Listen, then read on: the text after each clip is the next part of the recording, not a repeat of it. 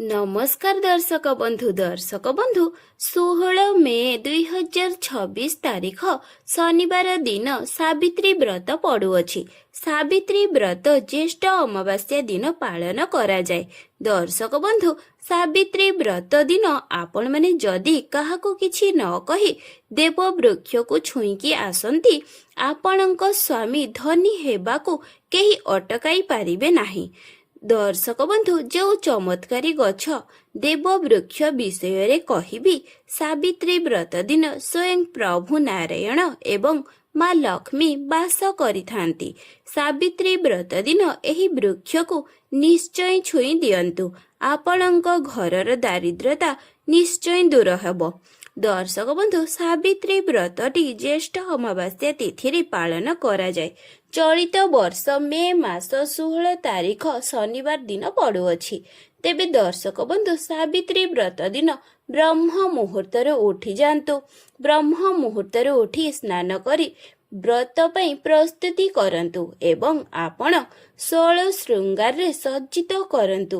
ଶୃଙ୍ଗାରରେ ସଜ୍ଜିତ ହେଲେ ସ୍ୱାମୀଙ୍କ ମଙ୍ଗଳ ହେବ ଓ ଦୀର୍ଘାୟୁ ମଧ୍ୟ ହୋଇଥାନ୍ତି। ଏହା ଦ୍ୱାରା ମା ସାବିତ୍ରୀ ଆପଣଙ୍କ ଉପରେ ପ୍ରସନ୍ନ ହୋଇଥାନ୍ତି। ତାପରେ ଆପଣମାନେ ପୂଜା କରିସାରି ସ୍ୱାମୀ ଏବଂ ପରିବାର ଲୋକଙ୍କ ଠାରୁ ଆଶୀର୍ବାଦ ନିଅନ୍ତୁ। ଦର୍ଶକ ବନ୍ଧୁ, ପ୍ରଥମ ବୃକ୍ଷଟି ହେଉଛି ବେଲ ବୃକ୍ଷ।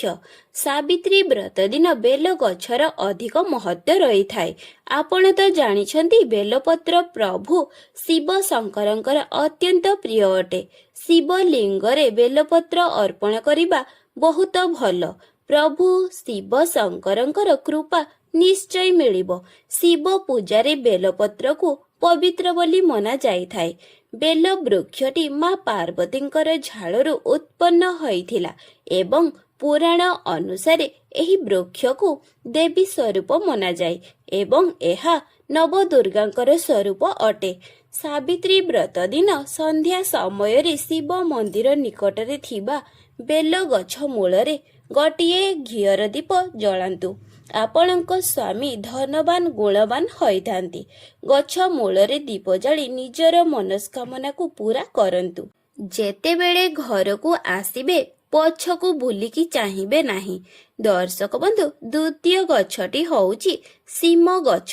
ଧର୍ମଶାସ୍ତ୍ରରେ ଶିମ ଗଛକୁ ଜଗଦମ୍ବା ଗଛ ବୋଲି କୁହାଯାଏ।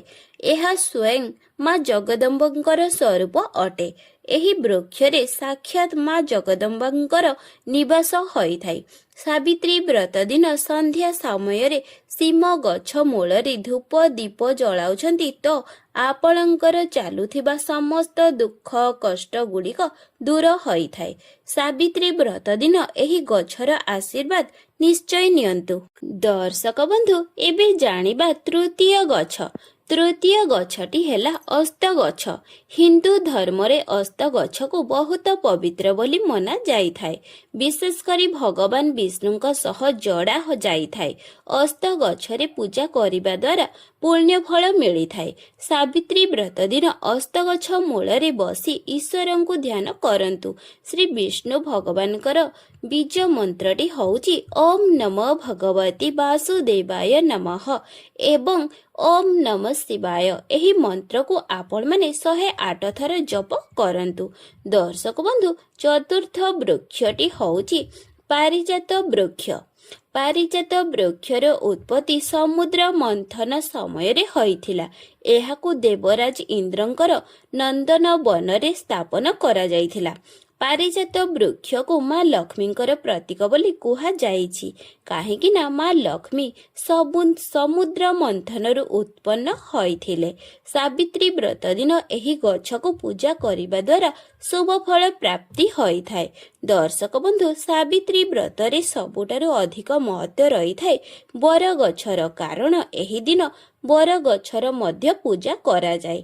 ତେବେ ଦର୍ଶକ ବନ୍ଧୁ, ଆଜିର ଏହି ଭିଡ଼ିଓରେ ଯେଉଁ 4ଟି ଗଛ ବିଷୟରେ କହିଲି, ସେହି ବୃକ୍ଷମାନଙ୍କ ମଧ୍ୟରୁ କୌଣସି ବୃକ୍ଷକୁ ସାବିତ୍ରୀ ବ୍ରତ ଦିନ ଛୁଇଁକି ଆସିପାରିବେ।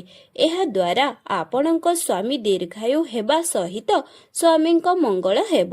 ଆପଣଙ୍କୁ ମା ଲକ୍ଷ୍ମୀଙ୍କର ବିଶେଷ କୃପା ପ୍ରାପ୍ତି ହେବ। ତେବେ ଦର୍ଶକ ବନ୍ଧୁ ଆଶା କରୁଛି ଆଜିର ଏହି ଭିଡ଼ିଓଟି ନିଶ୍ଚୟ ଭଲ ଲାଗିବ। ଭିଡ଼ିଓଟି ଭଲ ଲାଗିଥିଲେ ଭିଡ଼ିଓଟିକୁ ଗୋଟିଏ ଲାଇକ୍ ଏବଂ ସବସ୍କ୍ରାଇବ୍ ନିଶ୍ଚୟ କରନ୍ତୁ। ଜୟ ମା ସାବିତ୍ରୀ।